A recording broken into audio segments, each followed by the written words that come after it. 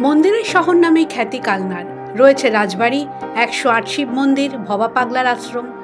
এসবের একটা টান তো রয়েছে, সঙ্গে রয়েছে মাখা সন্দেশের রসনা তৃপ্তির আকর্ষণ। জয়নগরের মোয়া, কৃষ্ণনগরের সরপুরিয়ার মতোই খ্যাতি কালনার মাখা সন্দেশের। মিষ্টির ক্ষেত্রে বর্ধমানের নাম উঠলে সাধারণত সীতাভোগ, মিহিদানা, ল্যাংচার কথা মনে পড়ে, কিন্তু এই জেলায় কালনার মাখা সন্দেশও কম বিখ্যাত নয়। ভালো, অনেক টেস্টি, খেতে ভালো, বাচ্চারা খেতে পছন্দ করে। খেজুর গুড়েরটা সব থেকে ভালো। আমি আলাগড় থেকে এসেছি, এখন যাব নাদনঘাট। এখানে অরিজিনাল ছানা দিয়ে বানায়, ছানার কারণে টেস্টটা ভালো হয়। ছানার সন্দেশটা ভালো আর মিষ্টিটা, রসগোল্লাটাও ভালো হয়। ছানা চিনির সঙ্গে বানানোর কৌশল এই নিয়ে তৈরি হয় এই মিষ্টি।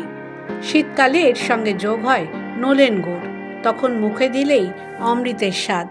আমাদের মাখা সন্দেশ অম্বিকা কালনা বর্ধমান ডিস্ট্রিক্ট খুবই নাম করা মাখা সন্দেশ।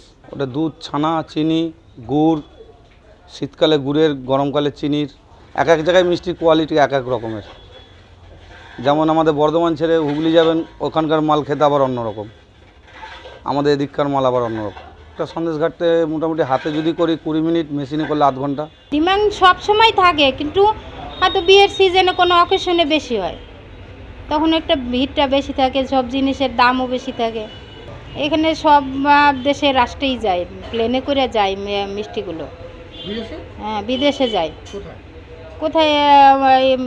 দুবাই যায়, তারপরে মালয়েশিয়া যায়, ইতালি যায়, বোম্বে যায়, দিল্লি যায়। বিদেশে তো এই মিষ্টি পাবে না, এই আমাদের এখানকার মিষ্টি কোথাও আর পাবে না। এমনকি কলকাতায়ও এই মিষ্টি নিয়ে যায়।